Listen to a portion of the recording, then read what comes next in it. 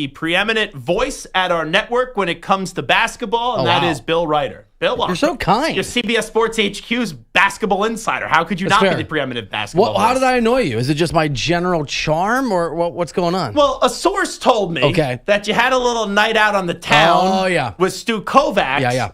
And I look across the glass today, and we know Stu is a party animal. He is. Now, he's tied down in the lady situation now, so he's not, going around and, sleeping with everyone in the city. They were checking him out, though. Of course. Wow. Stu's a sex icon. Let's just be real. Is. But I know Stu likes to party. I know Stu likes to throw back a few drinks. And I got an alert this morning. Samter's in, but Ryan Botcher's in for Stu Kovacs. Oh, so you think I maybe a few too many drinks, he didn't show up. That's what I think so. That sounds like a Stu problem. Stu's like Dennis Rodman. My show's earlier than your show, and I was here this morning working, Stu. Well, yeah, let's be real. I think you could survive any situation the night before and then still be Bill Reiter on the I have been known to put down a few drinks. All right, but we'll both effort giving Stu a very hard time on this. 100%. Okay. Like, Stu doesn't, I know NBA players need load management. Stu doesn't need a load management day, if we're just being honest. I mean, as I understand it, Stu does load manage, though. So that's what I've heard. By the way, this play-in tournament. You don't like it? Could we just stop? Okay, can I push back on that? Go ahead. You're the guest. Do whatever you want. I mean, it's your show. Today's games subtract from the sum of all human joy. They're awful. I hate them. I do think trying to avoid the play-in made the Western Conference in particular really compelling the last 3 weeks of the regular season. So here's my problem.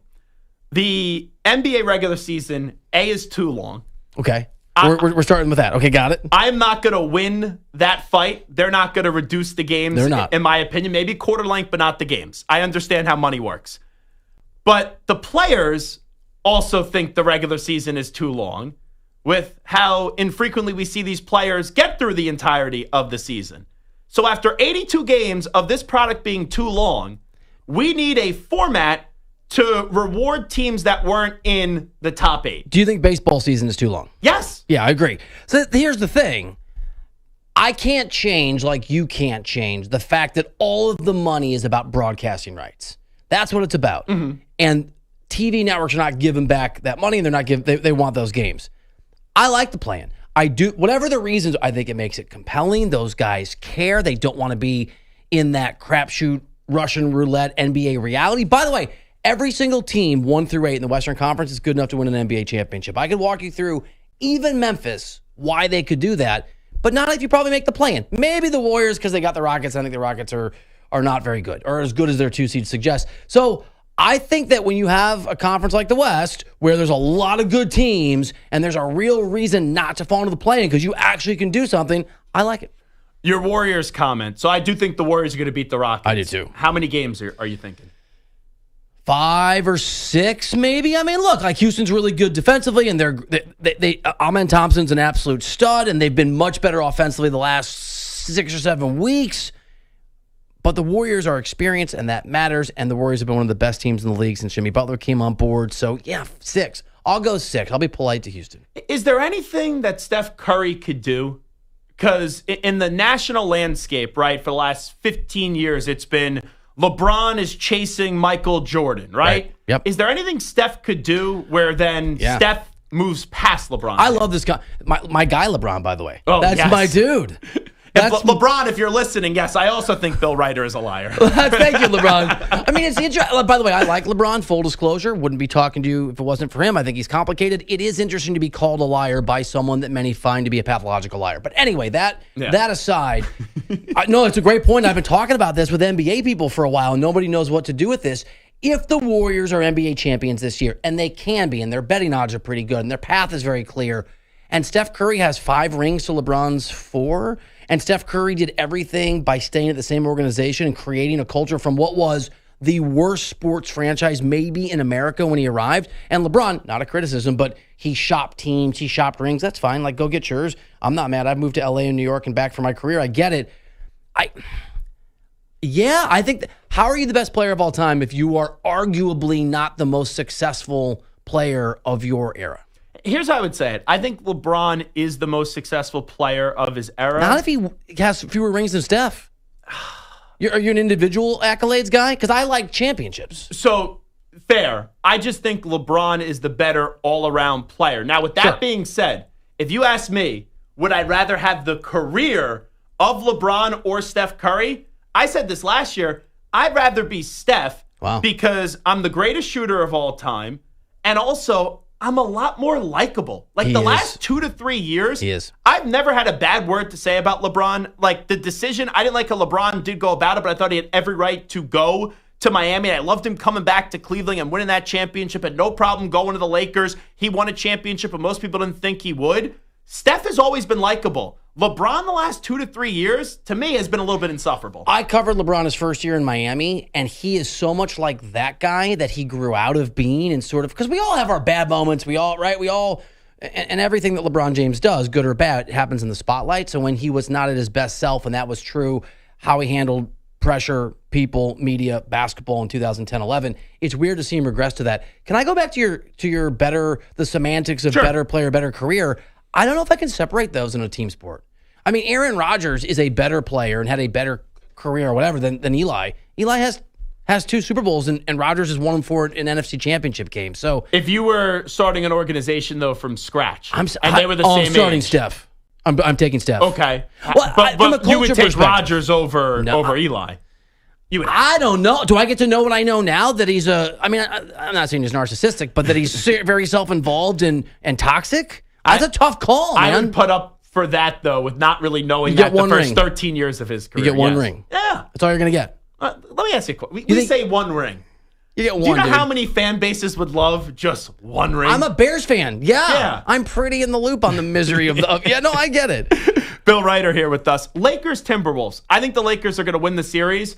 Are we overlooking the Timberwolves heading into the postseason? So I just did predictions on CBS Sports Network today, and this was one of the hard... I took the Timberwolves. It's a coin toss for me. The betting markets see it as a pretty straightforward Lakers win, or fairly straightforward. Here's what I would say about the Timberwolves. They are one of 5 teams in the NBA in the top 10 in offensive and defensive rating this year. That is a pretty reliable gauge of who's going to win the whole thing. Usually, not always, have to be both. The other teams are the Thunder, the Cavs, the Celtics, and interestingly, Memphis. So there's that. I think Anthony Edwards can be the best player on the floor for 4 or 5 of those games. By the way, he could be 0 because Luka and LeBron are obviously really, really good. And the Lakers are small. They're not tall. They're not traditional. I mean, they're obviously strong and like they can defend on the perimeter.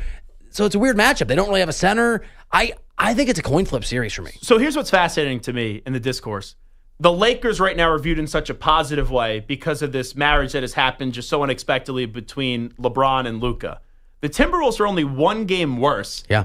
And for all the season that they just had with the changes in DiVincenzo and Julius Randle and where they were last year, and many thought they were going to the finals, they lose in the conference finals, it feels like they've been missing that it factor this year. With that being said, though, they have. How many times have we seen in the history of the NBA recently teams have successful seasons the year before, they're like, all right, let's just get to the postseason. That's when it starts. I mean, it's a process. Like for most teams to have real success, you have to. That's why people are doubting the Thunder and the Cavs, I think. You have to. So the fact that the Timberwolves made the conference finals last year, I think is really significant. That said, as you know, are you a Knicks fan? I can't remember. Karl Anthony Towns is a New York Knick now. Yeah. And they didn't get the right return on that guy. I parachuted in on the Knicks. You should. I grew up as a Nets fan. I was a huge Jason Kidd fan. Okay. And I really stopped caring for the Nets when Kidd left as a coach because I thought he betrayed us. He did. He betrays everybody, by the way. Yeah, that's not a surprise. That's his shtick. And you know what? It wouldn't surprise me if he betrays the Mavericks soon after this debacle. I've actually had some people just tell me to look into. I haven't looked into it. I haven't reported it yet. I've been busy, but I've had some people, some sources reach out in the last few days and say, you should look into Jason Kidd's sort of role potentially in Luka going away. And he just remember, everywhere Kidd goes, someone else gets blamed, someone else gets fired. So just keep an eye on that. What do you mean? I mean, exactly? Maybe Jason Kidd was more involved or somewhat involved or very involved in the decision-making to trade Luka Doncic. I mean, look, I'm not trying to apologize for Nico Harrison, and there is no way to apologize for that guy, especially after his secret press conference the other day. I'm just saying, yeah, to your point about Jason Kidd, everywhere he's gone, he has created political problems, and it's become a Game of Thrones situation, even with people who brought him in. So I would think that Jason Kidd, and I'm wrong on this with your information, he would be frustrated with this, and then he would leave. You're saying it's probably still likely Kidd's going to stay there. I don't know. I've just had some people sort of reach out and say, you should look into this. I think I do know that what Jason Kidd prefers is power. Like, he wants to have influence. That's fine. He's a coach. He thinks he knows best. He's an amazing player. But he didn't stick around in Milwaukee with Giannis. He didn't stick around with the Nets. He got coaches fired a lot when he was a player. And so there's just some people in the world, wherever they go, suddenly are dissatisfied with their colleagues. Maybe he's one of those guys. Now, you do Bum of the Week every week on your show on Friday. Do you do Bum of the Year? I do Bum of the Year. How can't Nico Harrison win this? I think he's got a good chance. To. I mean, Aaron Rodgers and Doc River. I think Aaron has won the last two. I don't know. We are 8 months out. I would say we could already make the trophy that Nico Harrison wins it. He's the most hated person in sports right now. I don't think you've ever even been nominated for Bum of the Week. And I've certainly had colleagues win that award. Yeah. The Sheep has won it. The former DA has won it. And I love DA, but you've not, that's how high a regard I hold you in. For some reason, I don't know why. People like me around here. I like you. Yeah. The Nuggets and the Clippers. Yeah, good series. This to me is fascinating because I still don't trust the Clippers, even though Kawhi is unbelievable. Yeah, I get it. But when I have to rely on James Harden in the postseason, that's when I say I'm out. So, did you ever know, maybe you dated this girl, your friends did, where she's beautiful and she's charming and she's out of your league, but she's also going to cheat on you and make your life miserable. And it's okay to date her once, but then you have your buddy who goes back to her 2 or 3 times and nothing changes. I am that person and believing in the Clippers right now. I know they're going to break my heart. I know I've been seduced again.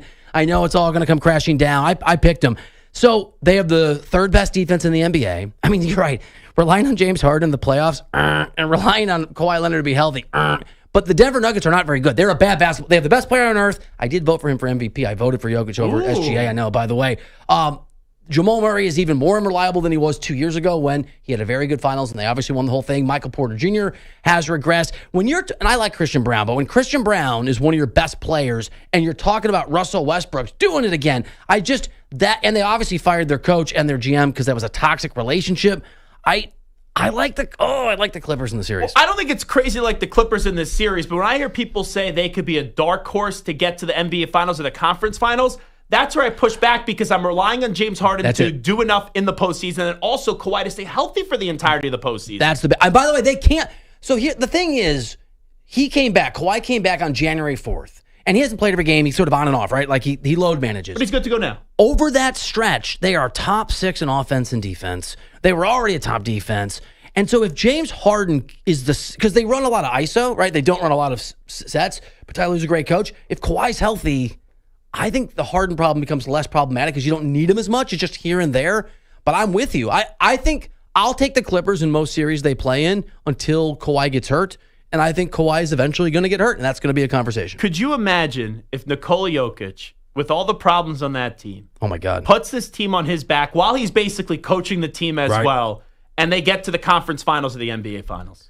So there are people in the NBA who played, who are GMs, who think, to our earlier conversation about where do you rank Steph, LeBron, who think Jokic is a top 10 talent of all time. But you'll never get that level of respect. I mean, you probably shouldn't if you don't win. I mean, what does he have to get? 3 or 4 rings minimum to get there? But if you win a ring this year, it almost feels like a ring and a half. I think it's scaled differently. Like, if you get 2 rings in Denver. Yeah, during the LeBron and the Steph era? With also, like... Yeah. LeBron, right, when he's won, he's had Kyrie, he's had Anthony Davis, he's had Dwayne Wade, Chris Bosh. Yes. Steph Curry's had Kevin Durant. Like, to me, winning with Jamal Murray as your second best player, and I like Jamal Murray. He's fine. That's an incredible accomplishment. He's never played. Jokic has never played with a player who is an all-star or an all-NBA player, not including Russell Westbrook coming in as a shell of himself. Now, to be clear, I don't think he'll do this, but will he force a trade in the next few years? So, and I wrote this 4 months ago. In fact, your guy Bart Winkler got mad. Like, people got mad at me in Wisconsin. Giannis might force a trade. People think that'll happen. Luka and not, the expectation is Luka and Nikola Jokic would never do that. I don't know is the answer. But if I had to, no, I don't think. The only problem is that him and Doncic are really good friends. So if he really gets frustrated and he wanted to go hang out with his best buddy after LeBron retires, there's a world where maybe that can happen. But my knee-jerk response to you is no. I don't think he's built that way. When is LeBron retiring? Not soon enough. Just kidding. I'm joking. I don't run a stream. I'm just kidding. I actually like LeBron. I don't have to. You don't have to like me for me to like you. No, not right now. Whatever. That comes and goes. People don't like people saying real things about them, and so like journalists tend to be disliked by the people they cover. That's a great question. I think he will retire in 2027. I'll say he has 2 more seasons after this one. But dude, nothing. We will know.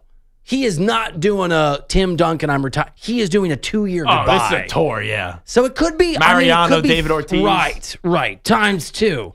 And not charming. Because it'll be ham-fisted. But I think it's 2 years. That's my guess. Thunder or the Field. If you would ask me this a few weeks ago, I would have said the Field. I'm going Thunder now, though. So the betting markets are really close. Okay, short answer, the Field. Long answer, I really think, and I could walk you through it. I wrote this over at CBSSports.com. I really think you can make a case for every single team, if Memphis gets in, to make a run of the conference finals if they have the right path. I will go the Field, although I like their. If the Warriors were in the 8 game tonight and could be the 8 seed to play the Thunder, I'd be even more confident in it. It's really a tough call. I'll go Field, but the Thunder are really, really, really good. Why did Bill Reiter vote Nikola Jokic over SGA for the MVP? But we'll get to that on the other side. We'll also touch on the Eastern Conference. We'll look in the Cavs, the Celtics, and also the future of Tom Thibodeau when Bill Reiter comes on back with us on the Zach Gelb Show. You said that you voted Nikola Jokic over Shai Gilgeous-Alexander. Yes, Why? I did.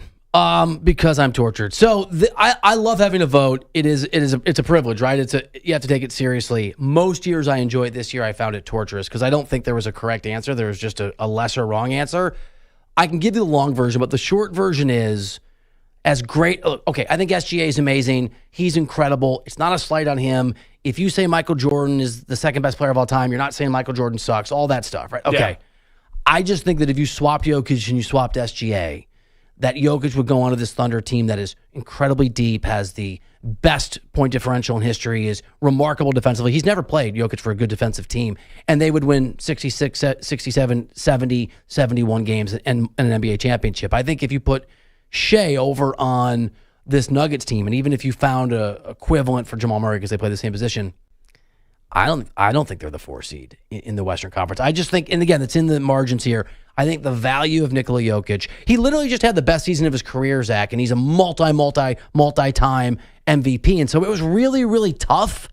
I just think he's a better player than SGA, but I also think, more importantly, he is more valuable to the Nuggets than SGA is. Take SGA off that team, they might be the 4 seed. So don't get me wrong. Like you said, I think Nikola Jokic could win it or SGA could win it. I don't think there is a right or wrong answer this year. It's so hard. You didn't have this fatigue, but do you think there will be voter fatigue since Nikola Jokic has already won 3? 100%. And by the way, I don't know what other voters do. I will not look at other ballots or talk to other voters in the 2 or 3 weeks before I'm voting because I don't want to be influenced. Yeah.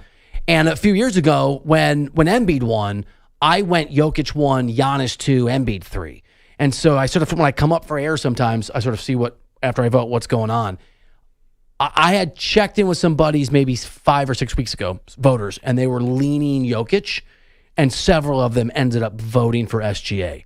So voter fatigue / I think the fear of people in the NBA, I think a lot of writers fear being made fun of on Twitter more than they fear doing a bad job, personally. And I think the fear of getting it wrong or looking silly for not voting for the guy that is on the best team in the NBA, I think swayed. So yes, to a degree, and I think just the narrative forces that are out there, I think take hold too. Let's go through the Eastern Conference. Bill Reiter here with us. We already touched on the West in the last segment. If you missed any of it, Odyssey app, rewind function, you could use all that. I'll be a good company guy. I love that. Knicks, by the way. Yep. First back-to-back 50-win season for a coach since Pat Riley. So Tom Thibodeau just did that. Tibbs is on the hot seat, people think, going into the postseason. I think if they win the first round, there's no way he's getting fired. I think it's interesting because Leon Rose, who I think is very good, he's J.D. Salinger, though. He's just hiding somewhere. He's in a secret He's at every game. I know he's in the game. He's not talking. Stands. If I walked up to him, he'd be like, oh, thank you. He's very polite, very nice man. I mean, they spent a lot to get here. I mean, they really did, on Bridges in particular, but they built this team under the expectation they could win an NBA championship. I thought it was a reasonable expectation. I thought they were the elite among the elite. I thought they had closed the gap with Boston.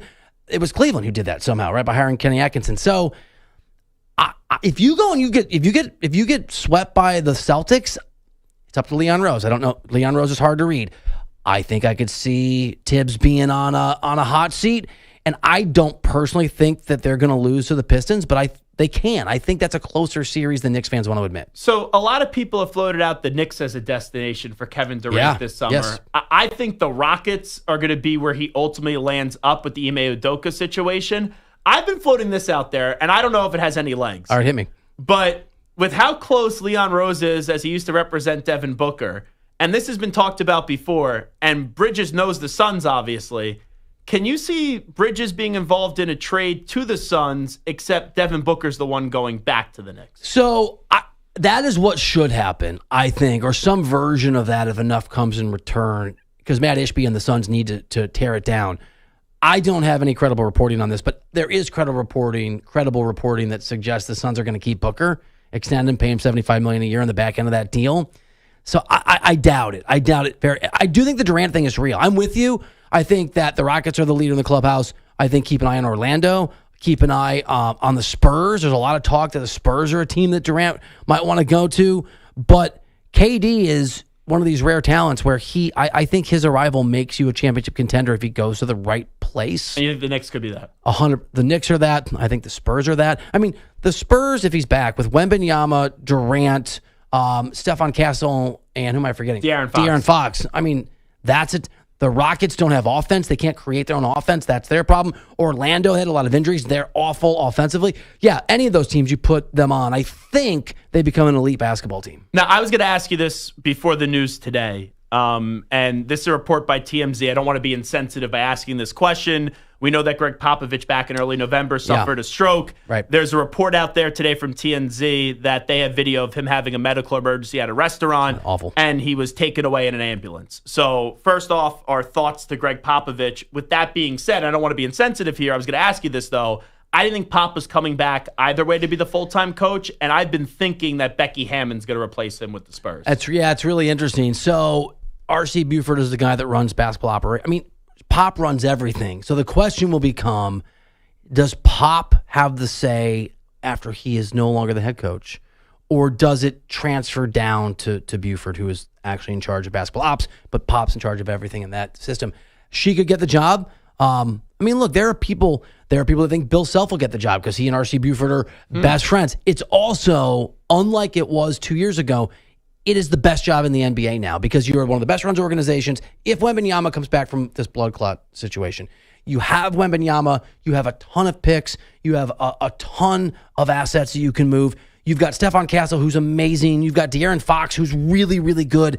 So I think Hammond, whoever Buford might secretly want to hire, I don't know if that's Bill Self or not. I just know that people have talked about that for years. And then I think any coach that's available is going to apply for that job. And so Hammond has a chance, but that'll be highly coveted. Right now, do you lean Cavs or Celtics in the East? Because that's the collision course, right? I think Boston's the best team. Look, the same reason I didn't take the Thunder over the field is why I can't take the Cavs over the Celtics. They haven't done it yet. They're really great. They're amazing. I believe in what they did. The regular season was incredible. They can shoot too, man. Oh my God! And Kenny Atkinson, I've seen him coach twice of the year. Dude, the last week. But shoot, and the Celtics shoot a lot of threes. How many years did it take Boston with Tatum and Brown? They had different versions to break through, and they lost in the finals. They lost in the conference finals. They lost to the Heat. They lost multiple times before Kyrie was there, and when Kyrie was there, it took those two guys, Tatum and Brown, a long time to just. It's a lot to try to do. Winning those games winning 16 games is so hard to do. Do you think it's more likely that the Cavs or the Thunder win the NBA championship? Thunder. Yeah, I'm with you too. Yeah, and the East is easier, by the way. So that, but there's only one elite team in the West. So if Oklahoma City is undaunted by the moment, then they will be in the finals. Last thing I'll ask you: Pacers and Bucks. Bill Reiter in studio with us, right? Then you can listen to at 10 a.m. to noon Eastern time on many of these same stations. Are the Bucks? I know they're the 5th seed. But I think most people would view the Bucks as the team that's going to win this series. Are they in danger here of losing this series? Yes, I have the Pacers. Despite my remarkable respect, love, and affection and friendship for Doc Rivers. That is sarcasm. Chris Paul or Doc Rivers? I mean, Chris Paul's the better. Chris Paul's a great player. We don't like each other, but he's an amazing player. Mm-hmm. Doc Rivers is not I don't even know Doc. He's just not a very good coach. And he's not nice to me because I know that and I talk about it. The Pacers on paper are not great defensively. They got off to a terrible start. They're top 10 in defensive rating since December 13th, since January 1st, since the trade deadline. They are playing really, really well right now. I think the Pacers, nobody's beating the Cavs or the Celtics, I don't think, but I think the Pacers might be the third best team in the East. I lied. One more. Potential Giannis destinations. if he gets traded. Oh, but Bart's your guy, but I don't want Wisconsin to get mad at me. I'm That's from fine. Iowa. I love you, Wisconsin. We'll spend them some spotted cow and cheese curds. Houston is a place that I think you would keep an eye on. Orlando is a place that you would absolutely keep an eye on. Toronto is a place because of who runs basketball operations there and his connections with growing the game abroad. I think the Rockets it'd be really interesting if the Rockets would prefer Giannis, or I think they would, over Kevin Durant if Giannis made himself available. Well, I would take the younger player. Me too. But I think the question is, who does Ime Udoka prefer? And I think that would be KD, right? I mean, yeah, but Giannis can play defense, right? He's a grinder like that. But you're right. They need shooting. They need shooting. That's not Giannis. He is Bill Reiter, CBS Sports HQ. Also, you can listen to him right here on the Infinity Sports Network, our preeminent voice when it comes to basketball on the network. And you can listen to him Monday through Fridays, 10 a.m. to noon Eastern time. You're the best, Bill.